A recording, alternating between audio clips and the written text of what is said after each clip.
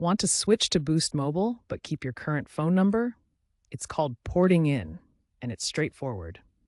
First, ensure your number is eligible. It must be from a US-based carrier and not locked due to unpaid bills. You'll need your current carrier's account number, billing telephone number, service address, if applicable, and PIN. Get a new SIM card from Boost.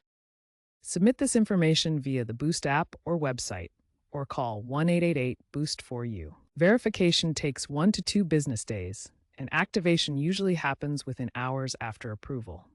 The FCC mandates completion within 1 business day, but Boost allows up to 48 hours for security checks. Remember, porting in is generally free. Leaving Boost Mobile but want to keep your number? That's porting out. Make sure your Boost account is in good standing, with no outstanding balances over $50. Your new carrier will need your Boost account details.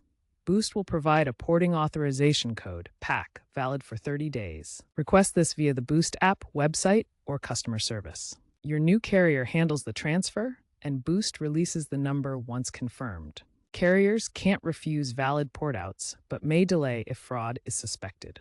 Keep in mind that porting out immediately cancels your Boost service. Porting is generally free, though Boost introduced a $10 port-out fee in January 2025, waivable in some cases. Always back up your contacts and data before porting, as temporary disconnections can occur.